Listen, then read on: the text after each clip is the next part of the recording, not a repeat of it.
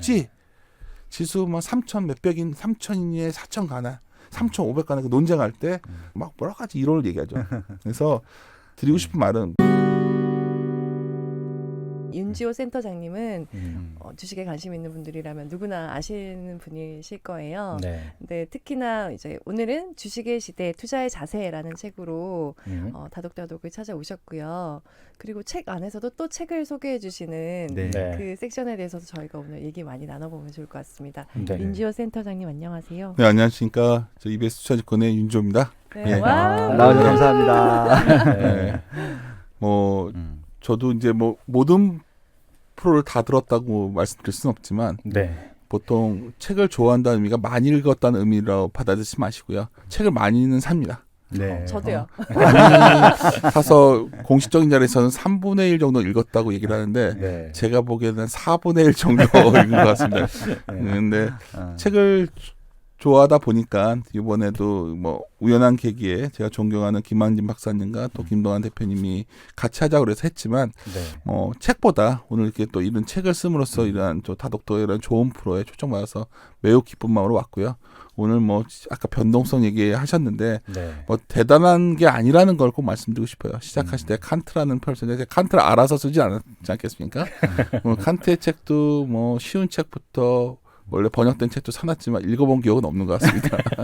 근데 드리고 싶은 말씀은 이런 거예요. 그러니까 우리가 주린이라는 단어는 그렇게 좋은 것 같지는 않습니다. 그렇죠. 맞아요. 우리가 직접 투자를 하려면 여러 가지 사고하는 법이 훈련이 돼야 되는데 이 책을 읽어서 사고하는 법이 다 훈련되면 얼마나 행복하겠습니까? 그냥 이런 식으로 좀 고민하는 어떤 과정에 대한 좀 접근 그런 정도로 이해하는 책이라고 좀 받아주셨으면 좋겠다. 네. 무슨 말하는지 모르겠지만 이렇게 야. 말씀드리겠습니다. 네. 그러면 오늘은 굉장히 빠르게 우리가 어떻게 읽었는지를 먼저 얘기 한번 네. 해볼까요? 이 책을 네. 어떻게, 빠르게 서평하고 네.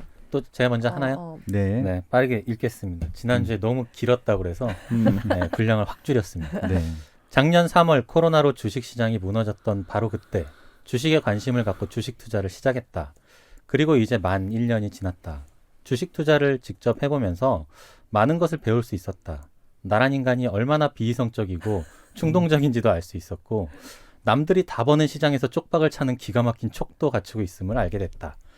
그래도 돈을 까먹으며 배우고 느낀 게 있어서 지난 시간 저질렀던 실수를 조금씩 줄여가고 있는 중이다.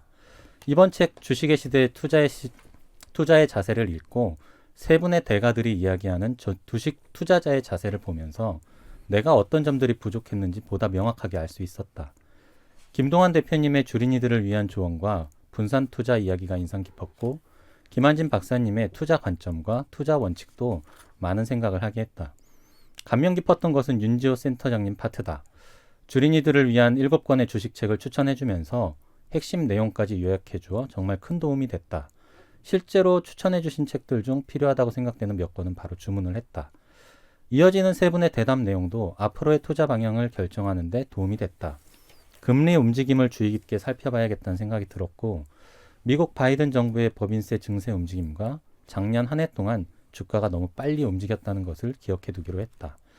주린이 입장에서 세 분의 전문가들이 시장을 분석하고 바라보는 관점을 배울 수 있어 좋았고 앞으로의 전망까지 들여다볼 수 있는 유익한 시간이었다. 라고 써봤습니다. 와, 네. 잘 썼습니다. 네. 네, 자, 저도 교수님. 네. 저도 얘기를 해볼게요. 네. 주식하는 자세, 주식하는 마음, 주식하는 태도, 그런 것에 대해서 이제 관심을 갖게 된다는 것은 사람들이 되게 주식에 대해서 진지하게 임하겠다라는 그런 층들이 생긴 게 아닐까라는 생각을 했습니다. 근데 정말 이렇게 저도 3월부터 시작했거든요. 2월부터 작년 2월부터 주식을 시작하면서 이렇게 주식 투자하기 좋은 때가 있었나? 그러니까 해외에서 저명한 그런 분들이 책을 내면 바로바로 또 번역이 돼서 나오고요. 그리고 정말 애널리스트들이 실시간으로 리포트를 발표하는 걸 들을 수 있고요. 또 미국의 뭐 어떤 정세의 변화나 이런 것들도 정말 바로바로 알 수 있는 이 시대에 공부를 하고자 하면 정말 많은 자료들이 열려 있구나. 근데 이때 이 주식의 시대 투자의 자세라는 이 책을 접하면서 정말 세 분의 이렇게 경제 구루들, 주식의 구루들 님께서 얘기를 나누시고 그리고 또 추천해 주시고 이렇게 정말 후배들을 위해서 이렇게 간곡하게 얘기해 주신 여러 이야기들을 읽으면서 굉장히 지금 장세에 대해서도 깨닫게 되고 또 어떻게 공부하고 어떻게 접근해야 될지도 굉장히 많이 생각을 하게 됐었어요. 그래서 정말 이렇게 종목 하나를 짚고 누군가 막 알려주고 이걸 알고 싶고 이런 것들에서 벗어나서 자세, 태도, 마음 이런 것들이 왜 중요한지를 서서히 깨달아가고 있습니다. 네. 그래서 그런 것들에 대한 조언이 되게 깊게 담겨 있는 책이었습니다. 하시영님. 네. 네. 일단은 뭐 책에 대한 얘기보다도 저는 이제 요 세 분의 저자 김동완, 김한진, 윤지호라고 하는 거물이시잖아요. 이분 중에서 윤지호 센터장님을 모신 이유는요. 제가 특별히 부탁을 했거든요. 예, 김동완 선생님이 나온다는 거 제가 못 나가겠습니다. 필요 없다고. 다도덕이라는 책 프로그램 취재도 맞았었고요. 저희가 궁금한 것들을 가장 친절하게 저희들 용어로 설명해 주실 수 있을 거라고 생각을 해서 특별히 김선진 대표한테 부탁을 했고 그래서 아마 리크팅 해주셨던 것 같습니다. 그래서 일단은 일반인들 입장에서 봤을 때 이게 좀 기술적인 테크닉이라든지 종목을 뭐 추천한다든지 이런 것들을 처음에 바라는 분들이 많으실 텐데 그거보다는 이 말씀해 주신 대로 투자의 자세, 투자자의 자세 부분들을 강조해 주셨고 좀 평생 투자를 해야 되는데 그런 평생을 투자를 하고 싶으신 분들한테는 아마 좀 기본적인 마인드셋이라든지 아무튼 여러 가지 큰 도움이 되실 것 같아서 오늘 이제 그런 기대를 하면서 이제 모셨습니다. 아무튼 굉장히 주린이도 아니고 정말 이제 주식을 시작하거나 관심을 갖고자 하는 분들한테 네. 조금 도움이 되는 반응성이 됐으면 좋겠다 하는 생각을 해봤습니다. 진지하게 정말 공부하고 싶은 분들이 일단 자세부터 잡아봅시다. 정확하게. 일단 공부라는 표현을 쓰니까 되게 굉장히 좀 부담스럽고요. 예, 그런 과한 표현을 해주셨는데 아까 제가 네네. 깜짝 놀란 게 하나 있었습니다. 네. 왜냐면 다들 작년 2월, 3월에 주식을 하셨다는 예, 얼마 안 됐습니다. 초신자의 행운을 잡으셨다는 거죠. 왜냐하면 네. 그때 시작을 하셨다면 내가 주식을 꽤 괜찮게 하나 생각이 드실 수 있거든요. 네. 그리고 굉장히 성공 경험을 갖고 있을 수 있고요. 네. 그러다 보면 이제 내가 좀 더 많이 알면 투자에 성공하지 않을까? 많은 사람들이 그런 생각을 하게 됩니다. 그래서 정말 경영학과 출신들도 회계학 책 잘 안 보는데 회계 언론 이후에 회계학 책도 뒤져보고 덮어놨던 경제 언론도 펴보고 네. 그래 유튜브도 듣고 근데 제가 이제 드리고 싶은 요즘 뭐냐면 굉장히 원칙이 단순하다는 거죠. 제가 감히 이런 투자의 대가이신 우리 김 대표님 앞에서 하지만 밥은 그래요. 저한테 부동산이 좋습니까? 주식이 좋습니까? 그러면 제가 뭐라고 말씀해요? 투자는 똑같습니다. 즉 리스크와 리턴에 대한 항상 인식이 있어야겠죠. 제가 많이 투자에 대해서 궁금해하시는 분들한테 굳이 우리가 책을 읽지 않고도 많이 느낄 수 있는 영화가 있습니다. 꼭 권해드리는데 사람들은 다 마진콜만 보고서 장 폭락하는 것만 보고 싶어 하는데 그 영화 말고 월스트리트라는 영화가 있지 않습니까? 예, 정말 유명한 87년도 영화입니다. 네. 영화 좋아하실 것 같아서 제가 영화 감독이 꿈이어갖고 저도 싹쓸이했어요. 웃을지 모르지만 시나리오를 써본 적도 있습니다. 아니 좀 통하는 게 많았는데. 네. 근데 제가 그 영화를 정말 많이 봤었어요. 여러 번. 왜냐하면 어쩌면 주식 투자와 투자에 관한 뭐 나쁜 사례를 보여주지만 본질을 많이 보여주는 영화거든요. 거기 아주 유명한 대사가 있죠. The greed is good. 탐욕은 선이다. 이게 어떻게 보면 80년 이후에 우리의 자본주의를 대표하는 단어이기도 해요.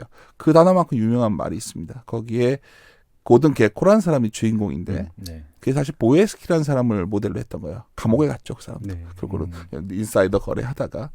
근데 그 게코가 그 대사로 나왔던 보에스키가 했던 말로 제가 알고 있는데 정확하지는 않습니다. 근데 무슨 말이냐면 투자라는 거는 내게 있던 돈이 남에게로 넘어가는 과정인데 그러니까 그러니까 이게 늘어날 수도 있고 줄 수도 있는 거죠.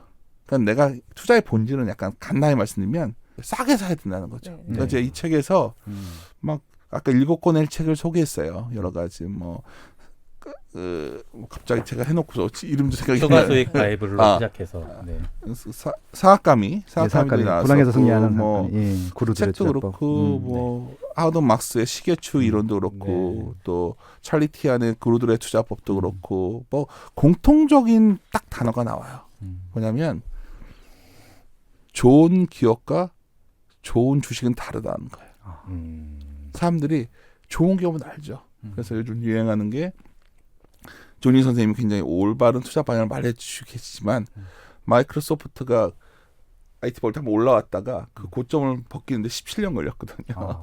그러니까 제가 지금부터 17년 뒤에 살아있는지 잘 모르겠어요. 저 55인데. 그러니까 시간을 내 아이 편으로 만든 건 맞는데 예. 과연 우리가 온전히 내 편으로 가져가는 방법이 뭘까요? 결국은 주식이 뭔가 남들이 급하게 넘기고 싶을 때 부동산도 제가 알기로는 뭐 그러면 안 되겠지만 뭐 좀 싸게 사는 방법이 여러 가지가 있지 않을까요? 뭐 경매도 있고 뭐 그렇죠. 예. 뭐 그걸 꼭 좋은 방법은 아니겠지만 여하튼 음. 원칙은 똑같다는 거죠. 그래서 그럼 좋은 기업이 뭔지 알아야겠죠. 네. 그 지식은 있어야 된다는 거예요. 좋은 기업을 뭔지 알기 위해서는 뭐 기업이 뭔지, 음. 이 기업이 돈을 계속 벌 수 있는 건지, 네. 뭐 이런 걸 위한 좀 기본적인 지식, 그 정도만 있으면 된다는 거죠. 그리고 좋은 주식이 뭐냐? 그러니까 주가가 좀 매력적이어야지 좋은 주식이라고 볼 수 있잖아요. 그래서 네. 그랬을 때도 밸류에이션은 뭔지, 뭐 이런 걸 좀 그 정도. 이걸 마치 학자 하듯이 해가지고 큰일 납니다. 왜냐하면 논쟁만 벌이지 네. 싸움하러 가가지고 막 품새만 연구하는 거죠. 실전은 다른 거죠. 그래서 네네. 그 두 개에 대해서는 아까 제가 소개해드린 책이 어렵다고 느껴지신다면 그 지식이 없는 겁니다. 난 요즘 제일 제가 느끼는 거는 그 정도 지식 갖춘 건 있어야 되는데 너무 쉬운 것들만 알고 싶어 하세요. 네. 뭐 이렇게 하면 쉽게 뭐 종목 고르는 법 이런 거는 없습니다. 왜냐하면 최근에 저희가 유튜브를 제가 운영하는 게 있어요. 네. 이리온. 이리온. 네. 여기서 네. 이제 현대라는 예, 서울 네, 네. 더 현대 서울. 이게 네. 지금 가격은 잘 모르겠어요. 근데 음. 여하튼 되게 아무도 관심이 없었잖아요. 그 현대 그 백화점이 어떤 구조인지 뭐 여러 가지를 공부해둔 사람은 아무도 관심할 때 사두는 거죠.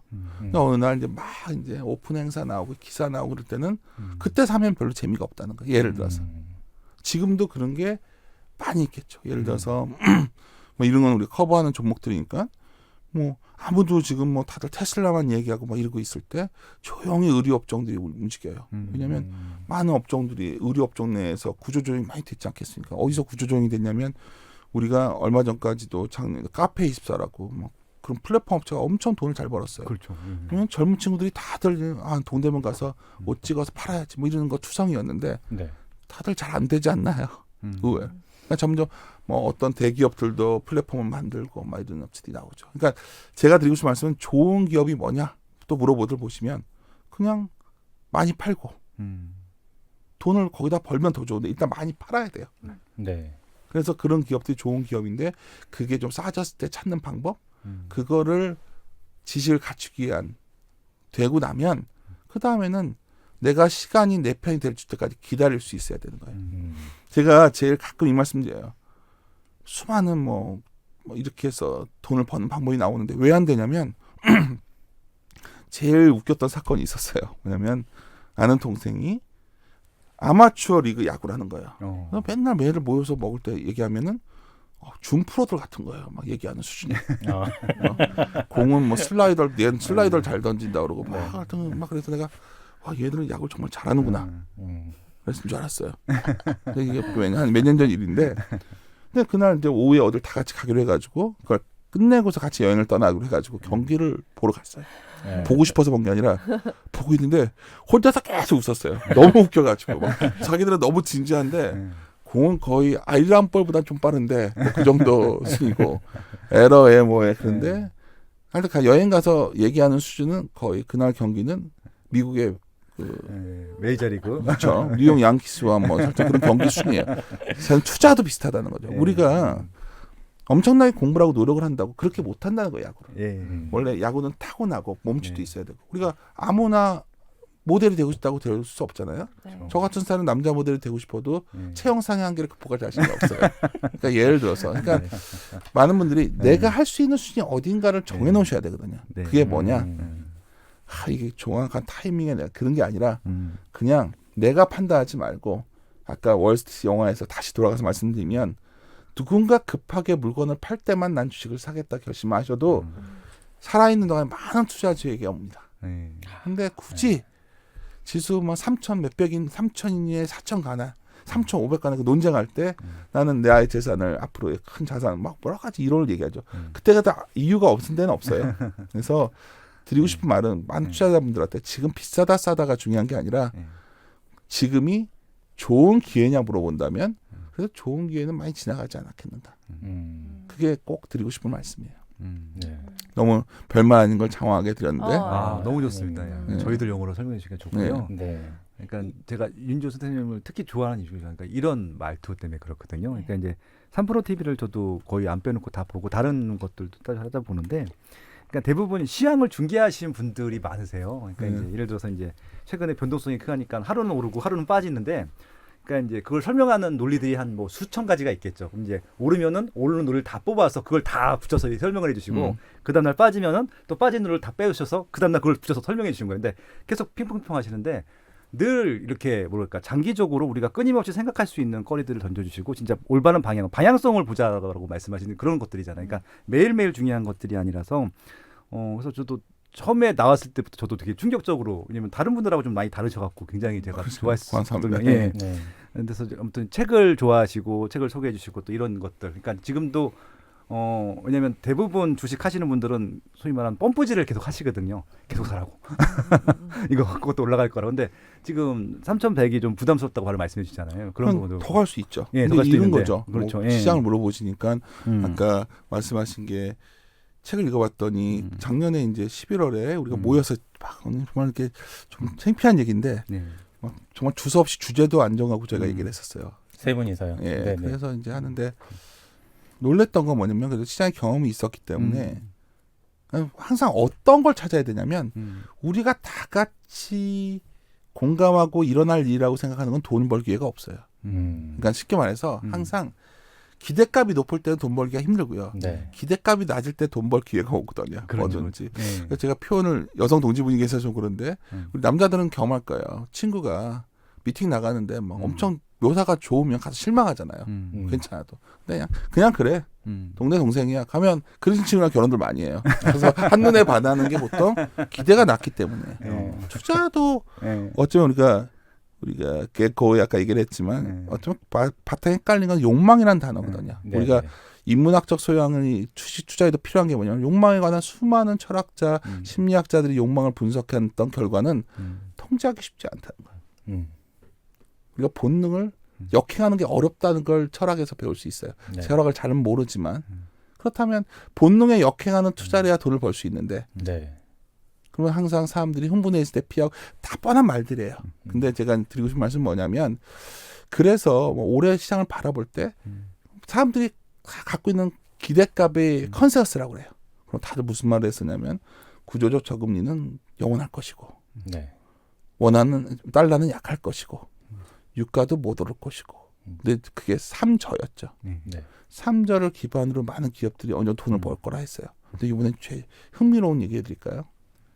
다들 이렇게 생각하는 거예요. 아 그래 피터 린치 책 한 권 읽어요. 피터 린치가 난 길 가다 도넛 하나 먹었더니 그 좋아서 샀다. 이거 너무 멋있는데 주식이 너무 쉬워 보여요. 그래서 난 생활 주변에서 투자의 기회를 찾을 거야. 근데 단적인 예를 드릴게요. 작년에 어떤 일이 있었냐면 택배가 너무 느니까 무슨 통운회사가 좋아질 거라고 다 생각을 했어요. 시 무슨 대한통운 네, 뭐 네, 어쩌면 네. 있겠죠. 아니, 좀 문자가 왔는데 택배 왔다고 CJ 통을 대학 그렇죠. 근데 생각해보세요. 너무 이게 몰리니까 예.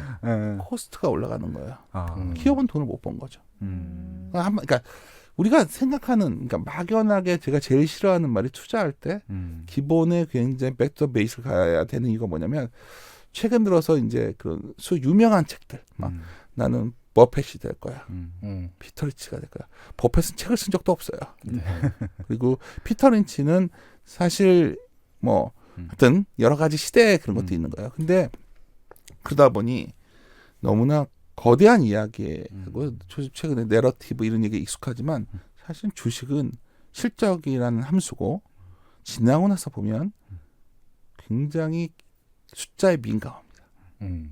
그거는 그래서 제가 여기서 이제 제가 놀랬던 게 뭐냐면 여기 소개한 책들이 이렇게 어려운 책들이 아니었거든요.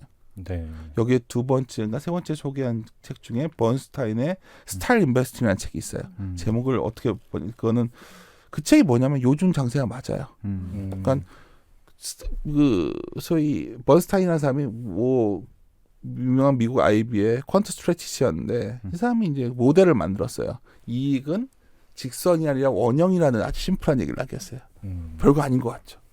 우리는 자꾸만 기업이 돈을 벌면 계속 돈을 벌 것 같아요. 네. 근데 언젠가는 기업은 이렇게 돈다는 거예요. 음. 그래서 이 사람들 똑같은 말하는 게 나쁜 기업이 좋은 기업이 될 때도 있다고 얘기를 했어요. 좀 독특하죠. 좋은 기업만 사야 된다고 나머지는 다 얘기하는데 네, 그게 네, 네. 뭐냐면 이런 거예요. 경제가 아주 좋아지면 별로였던 기업들도 살아난다는 거죠. 좀 더 어렵게 얘기하면 성장이나 경기가 그냥 별로일 때는 좋아 보이는 업종이 정해져 있잖아요. 네. 그러니까 경기가 안 좋으면 금리가 어떻게 되죠? 금리가 낮죠. 낮죠. 네. 돈 쓸 사람이 없으니까. 네. 내가 예를 들어서 투자하기도 돈 빌려 투자도 안 하고 뭐 뭘 핸드폰을 대출 받아서라도 사고 싶은 욕망이 대출을 갚을 자신이 없으니까 없죠. 금리가 낮죠. 네. 소비도 투자. 그러니까 금리가 낮을 때는 특정 종목으로 탁 밸류에이션이 몰려요. 그게 팡이 올라왔던 이유 중에 하나죠. 구조적 저금리를 그 얘기를 했던 거예요. 뭐 어렵게 우리가 얘기를 하지만 사실은 계속 반복되어 왔던 사건이에요. 네. 그래서 그 소위 2000년대 밀레니엄 시대에도 그런 시절이 있었고 테크 버블 때도 근데 반복돼 왔는데 근데 금리라는 게 얼마만큼 중요해요. 여기까지 왔는데 금리가 올라가면 경기가 좋아지는 거예요. 기본적인 거는. 그러면 성장이 확산되니까 그때부터는 이 업종 저 업종 움직이는 거예요. 제가 만약 이 책을 읽어놨던 사람이면 한 2달 전부터 그런 종목을 샀겠죠. 그러니까요. 남들은 테슬라만 얘기하고 있을 때 네.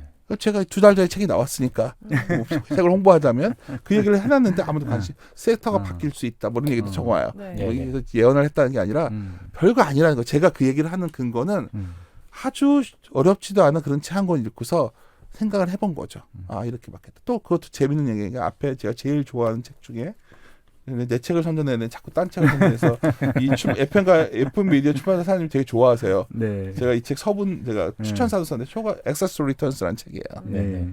이 책은 뭐 이 책보다 그 책을 꼭 읽으셨으면 하는 마음을 갖고 있어요. 네. 왜냐하면 이 정도씩은 다 있어야 돼요. 액세스 리턴스는 개론서 같은 책이에요. 근데 여기 79페이지에 보면 경기 민감 주식 투자하기라는 그림이 있어요. 이렇게. 네. 여기 재밌게 봤습니다. 그러니까 이런 거예요. 이 그림이 되게 멋진 그림이거든요. 네. 그러니까 제가 드리고 싶은 말씀은 투자는 사고법이라 칸트라는 위대한 철학자의 이름을 빗대서 내가 윤지호의 말에 따르면 싫어할 것 같아서 아무도 안 믿어주잖아요. 그러니까 칸트의 말을 빌려서 네. 사고법이라는 단어를 제가 썼을 뿐이에요. 근데 무슨 음. 사고, 이런 사고를 말씀드리는 거예요. 이 책 읽고서 막연하게 남들 다 앉아가지고 작년 11월만 해도 아크 인베스트먼트를 캐시우들에게 아무도 못 알아들었거든요. 근데 주변 보면 다 알아요. 네. 뭔가 분하지 않습니까? 음. 아까 제가 말했던 거는 모두 다 컨센서스처럼 형성돼 있고 네. 신선함이 없잖아요. 음.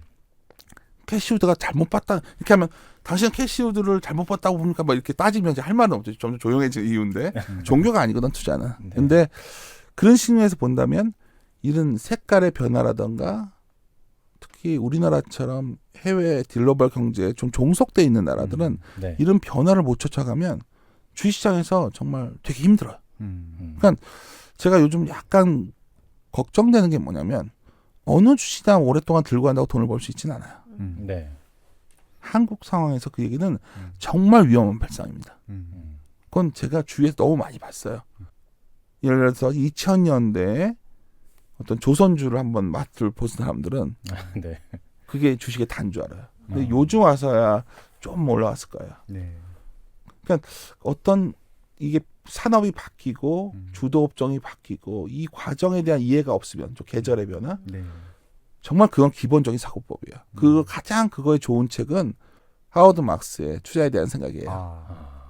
근데 거기서도 다른 그 사람이 뭐 하워드 막스가 요즘 오른다고 했대 내린다 그건 나한테는 중요치 않아요. 네. 그게 뭐가 의미가 있어요. 그 사람이 경험한 세계와 지금 상황이 다 다른데. 네. 근데 그 사람이 말했던 것처럼 와닿는 여러 가지 것들이 있죠. 그 중에서 시장은 극단에서 극단으로 간다는 거죠. 시계추처럼. 그러니까 거기서 나오는 게 뭐 몇 년 주기다 이런 게 아니라 좋으면 나빠질 때가 있고 뭐 네. 나빠지면 좋아질 때가 있고. 그럼 우리가 아까 다시 맨날 똑같은 얘기하고 있는 거예요. 우리가 주식을 공격적으로 해야 될 때는 추의 방향이 상당히 안 좋은 쪽에 가 있을 때 해야겠죠. 그것만 계속 질문을 해야 된다는 거예요. 시장 전체가 아니라 종목도 어떤 지금 장이 올라와 있어도 어떤 산업은 계속 안 된다고 하고 있어요. 음. 근데 계속 안 돼서 망할 업종도 있으니까 뭐 여러 가지 징후를 찾아야겠죠. 그러면 반데이크 책에 보면은 그래서 이런 것도 나와요. 업종이 컨설리데이션 되는 건 좋다. 이게 무슨 대단한 용어도 아니에요. 그냥 많이 망해가지고 살아남아 있으면 좋은 거예요. 그래서 최근에 이런 거 있잖아요. 골판지 업체가 되게 좋아진 적이 있었어요. 네. 네. 왜 그랬냐면 포장은 많아지는데 다 망해서 없어졌거든요. 의외로 참 아픈 기억이지만 사람들이 구조조정이 되고 어떤 산업이 근데 그 산업이 아직은 파이가 어느 정도 유지되고 있는 기업들 보면 한 번씩 기회도 오고 또 어떤 더 좋은 기업은 뭐냐면 계속 파이가 커지는 거예요. 그래서 그런 산업들을 찾는 게 아까 거창히 말드렸지만 그게 투자하는 사고법이에요. 그러니까 그런 걸 계속 고민하셔야 되는데 그런 고민보다는 주로 어떤 고민을 하냐면 나는 뭐 PBR는 의미가 없는 것 같아. 내가 생각하는 뭐 이거 밸류에이션의 뭐는 뭐야 막 이렇게 말을 갖다 붙이지만 제가 어떤 플레이어라기보다는 축구 게임 할 때 해설자들이 잘 보일 때도 있잖아요. 네.